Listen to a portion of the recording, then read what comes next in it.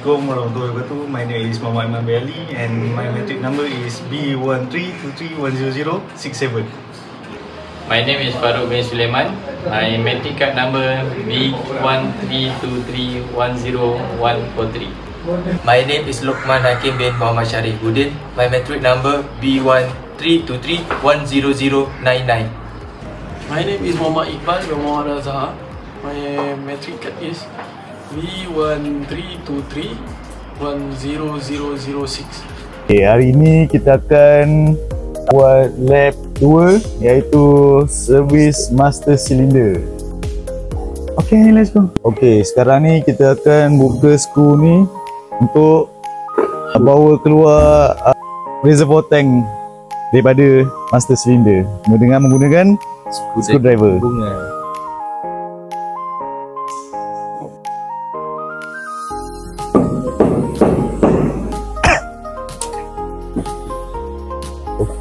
Kita akan buka reservoir tank daripada master cylinder. Kita akan buka piston daripada master cylinder. Dah seal. So, kita pakai. Okay, kemudian nampak ada C-clip dalam ni. Okay, nak buka C-clip dia kita menggunakan plier buntung kirus.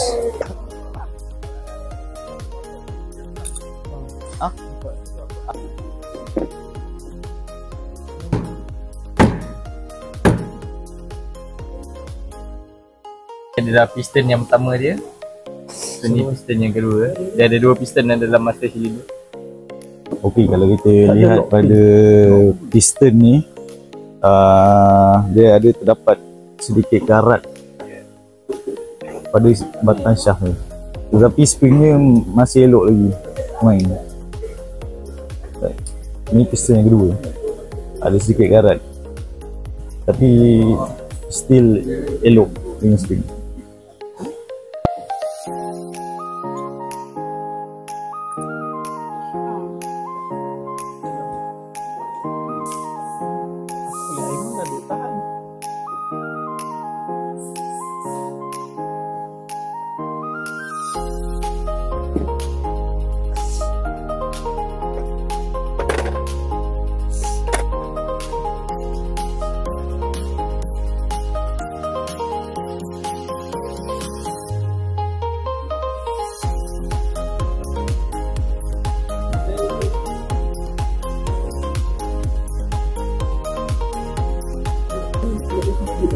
Sekarang ni kita cek minyak brake dalam receiver ni. Nak tengok takut ada tak ada. Kalau ikut tak ada, Ini dalam dia. Kita set bunyi kaliper pada kosong.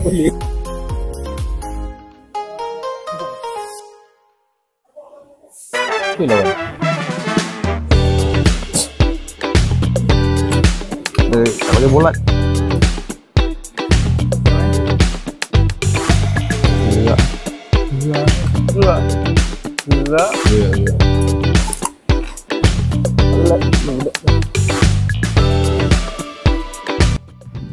My name is Luqman Hakim bin Muhammad Sharifuddin. My matric number B1323100099. So, I will present about master cylinder part 9. Okay, for the number 1 is reservoir assembly. Number 2, reservoir cup. Number part 3, cap diaphragms. Number 4, float or sensor retainer. Number 5, fluid level sensor float. Number 6, mounting bolts. Number 7, piston retaining pin. Number 8, fluid reservoir body. Number 9, reservoir grommet. Number 10, piston stop board. Number 11, end plug. Number 12, secondary piston assembly.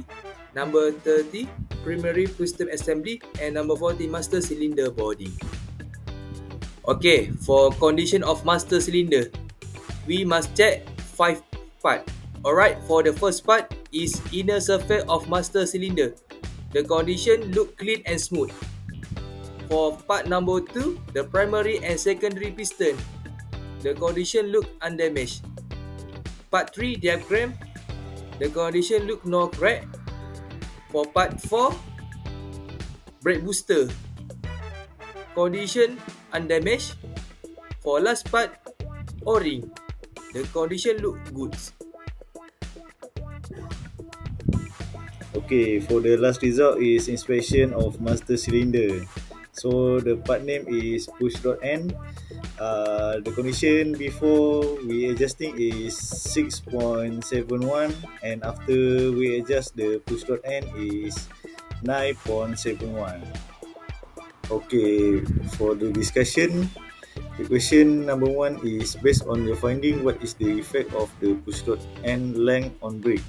So the answer is the push rod length affect braking performance, which is a short push rod cause a weak brakes, while a long one prevent proper release. Keep it within 9.65 until 9.90 millimeter. Ensure correct operation. Name the type of brake oil used for your car. Can a different type of brake oil be used and why? The vehicle use the recommended brake fluid, usually .3 or .4. Using the wrong fluid can harm the brake system and reduce performance. So always use the specified type for safe and proper braking operation. Name hydraulic tubes that are connected to the master cylinder and where all tubes are connected. The hydraulic tubes connected to the master cylinder carry brake fluid to the wheel cylinder and transmit pressure when the pedal is pressed. They must be tightly sealed to prevent leaks and ensure proper braking. Alright, for the last discussion, question 4 is what is the function of the diagram? Diagram in the master cylinder prevent dirty and moisture from entering the brake fluid, allow fluid expansion and contraction with temperature change, and help maintain a sealed system for a reliable hydraulic brake performance and safety.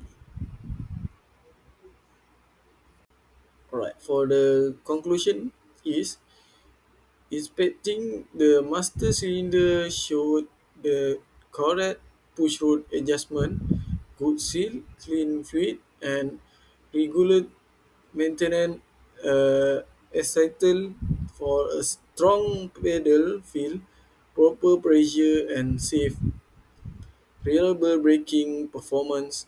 Help prevent fatality and ensuring safe driving on the road every day.